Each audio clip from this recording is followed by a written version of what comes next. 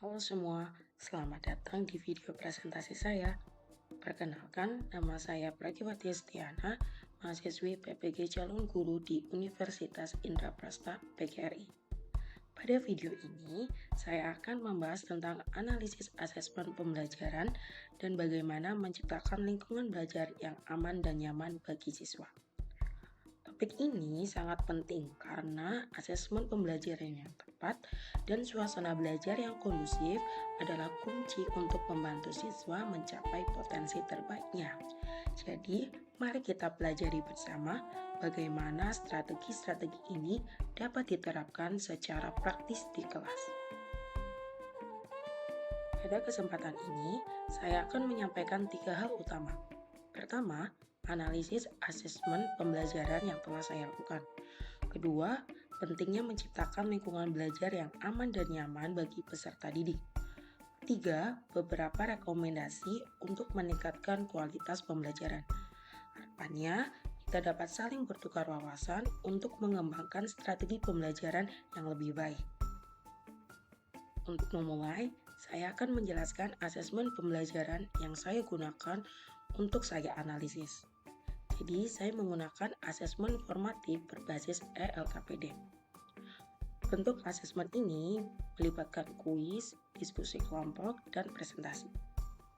Asesmen formatif ini juga telah saya terapkan di kelas 10-6 SMA Negeri 106 Jakarta pada saat saya melakukan kegiatan PPL 1. Tujuan dari saya menganalisis asesmen ini adalah untuk memahami sejauh mana siswa mampu mengaplikasikan materi pembelajaran dalam berbagai situasi. Nah, berikut adalah gambaran dari ELKPD yang digunakan.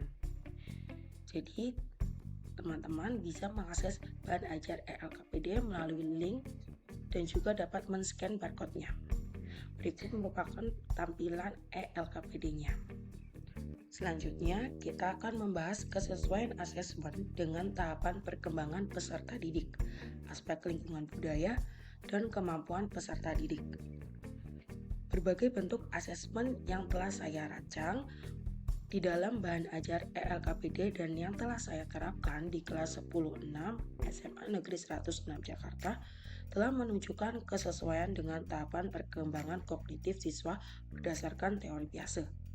Siswa kelas 10-6 yang berusia sekitar 15-16 tahun berada pada tahap operasional formal di mana siswa mampu berpikir secara abstrak, logis, dan sistematis. Tugas di dalam LKPD seperti menyusun diagram siklus-litik dan lisogenik seperti pada gambar terlihat ya, menjelaskan tahapan masing-masing siklus serta membedakan keduanya mendukung kemampuan ini. Aktivitas tersebut tidak hanya membantu siswa memahami konsep konkret, tetapi juga mengembangkan kemampuan analisis dan evaluasi yang menjadi ciri khas dari tahap ini.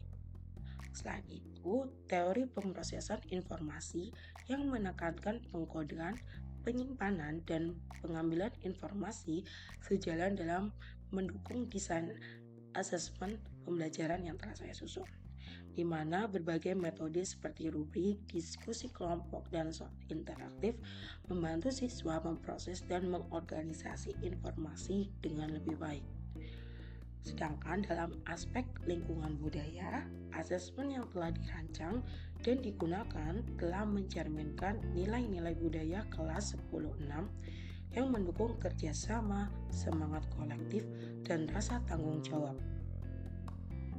Pada asesmen yang telah saya rancang, menggunakan model pembelajaran kooperatif tipe bambu dancing.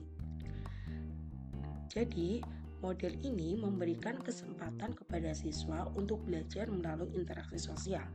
Hal ini selaras dengan teori Vygotsky tentang zona perkembangan proksimal atau ZPD yang menyatakan bahwa siswa dapat mencapai pemahaman lebih baik melalui bimbingan teman sebaya yang lebih kompeten. Kemampuan peserta didik juga telah disesuaikan melalui variasi tugas dan gaya belajar, seperti penyusunan diagram melalui kegiatan drag and drop. Hal tersebut membantu meningkatkan keterlibatan siswa dengan menyediakan aktivitas yang sesuai dengan kebutuhannya. Motivasi belajar juga menjadi aspek penting yang diperhatikan dalam asesmen formatif ini. Berdasarkan teori self-determination Deci dan Ryan, motivasi intrinsik siswa dapat ditingkatkan melalui aktivitas yang memenuhi kebutuhan dasar mereka akan autonomi, kompetensi, dan keterhubungan. Nah, aktivitas menarik seperti word search yang ada di dalam asesmen formatif ini terlihat pada gambar ya, dan kolaborasi kelompok dalam presentasi memberikan ruang bagi siswa untuk merasa terlibat dan termotivasi. Selain itu, asesmen ini mencerminkan prinsip konstruktivisme di mana siswa aktif membangun pengetahuan melalui pengalaman langsung. Dalam kegiatan seperti diskusi kelompok dan presentasi hasil kerja mendorong siswa untuk berpikir kritis dan bekerja sama. Hal tersebut sejalan dengan pandangan Bronner bahwa pembelajaran efektif terjadi ketika siswa diberi kesempatan untuk dapat menemukan konsep secara mandiri. Bahasan selanjutnya yaitu umpan balik dari peserta didik. Jadi bagaimana asesmen yang telah saya susun memberikan ruang untuk umpan balik. Asesmen formatif yang tersusun dalam ELKPD siklus hidup virus telah dirancang untuk mendorong partisipasi aktif siswa melalui diskusi kelompok, presentasi, dan refleksi pengalaman belajar. Proses ini memungkinkan siswa untuk memberikan umpan balik terhadap materi, metode pembelajaran, serta hambatan yang dihadapi. Sesuai dengan teori refleksi Dewey, siswa dapat mengidentifikasi faktor pendukung dan penghambat pemahamannya. Teori sosial Bandura juga menekankan pentingnya interaksi sosial dalam meningkatkan keterlibatan siswa melalui pengamatan dan diskusi. Pendekatan humanistik Rogers menggarisbawahi pentingnya pengalaman dan perspektif siswa sebagai inti pembelajaran yang berdampak pada peningkatan motivasi. Strategi tersebut juga sejalan dengan teori konstruktivisme dari Brunner, di mana siswa membangun pengetahuan melalui interaksi dan eksplorasi. Teori metakognisi Flavel menekankan kesadaran siswa terhadap strategi belajar mereka, sementara teori CPD dari Vygotsky menunjukkan peran dukungan teman sebaya dalam proses belajar. Jadi secara keseluruhan, asesmen formatif yang telah saya susun tidak hanya meningkatkan keterampilan berpikir kritis dan komunikasi siswa, tetapi juga meningkatkan dan juga menciptakan lingkungan belajar yang kolaboratif dan reflektif. Beberapa manfaat umpan balik yang pertama adalah meningkatkan keterlibatan siswa dan juga membantu guru menyesuaikan strategi pembelajaran untuk pembelajaran selanjutnya. Sekarang kita beralih ke pembahasan lingkungan belajar yang aman dan nyaman. Saya percaya bahwa suasana kelas yang kondusif sangat penting untuk mendukung pembelajaran. Berdasarkan observasi di kelas 10-6 SMA 106 Jakarta selama kegiatan PPL, sebagian besar kebutuhan peserta didik akan lingkungan belajar yang aman dan nyaman telah terpenuhi. Suasana kelas yang kondusif dibangun melalui budaya doa bersama, salam Garuda, serta jargon sekolah dan kelas yang telah sesuai dengan teori kebutuhan dasar Maslow dan teori CBT dari Vygotsky. Namun, terlihat beberapa kendala yang masih ditemukan, seperti seorang siswa yang tertidur saat kegiatan persepsi dan siswa tersebut menunjukkan respon negatif saat diajak berkomunikasi. Dugaan penyebabnya adalah faktor fisiologis seperti kelelahan yang juga dijelaskan dalam teori hierarki needs dari Maslow. Selain itu, teori self-determination dari Ian dan Deci menyoroti pentingnya kompetensi, keterhubungan, dan otonomi dalam membangun motivasi intrinsik siswa. Metode pengajaran yang diterapkan juga sudah mengakomodasi berbagai gaya belajar sesuai dengan teori Park Fleming dengan penggunaan media seperti ELKPD, Google Jamboard, Quizzes, dan Station Learning.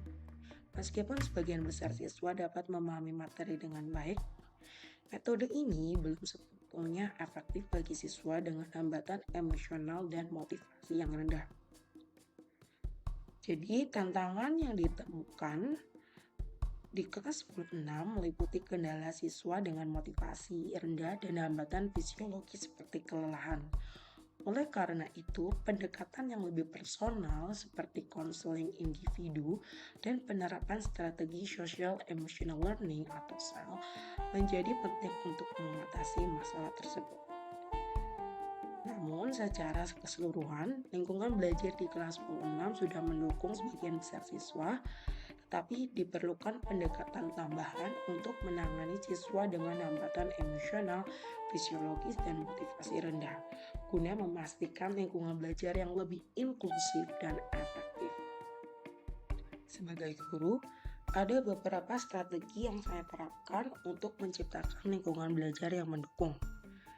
Jadi, selama saya melakukan kegiatan praktik pembelajaran terbimbing di PPL 1, saya berusaha untuk selalu membangun budaya kelas yang positif, menetapkan aturan yang konsisten, dan mengintegrasikan pembelajaran sosial emosional. Selain itu, saya juga mengelola lingkungan fisik kelas agar nyaman bagi siswa. Semua ini saya lakukan untuk memastikan bahwa siswa merasa aman, dihargai, dan termotivasi.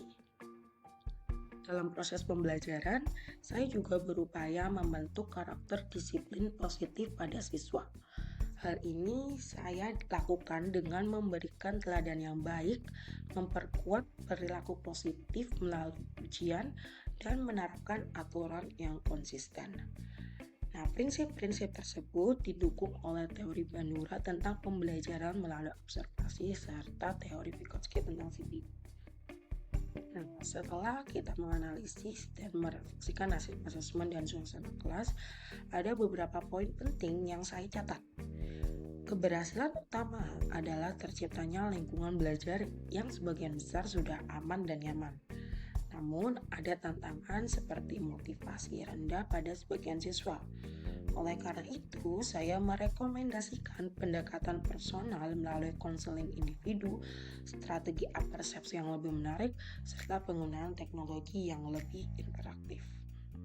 Berikut merupakan daftar pustaka yang saya gunakan.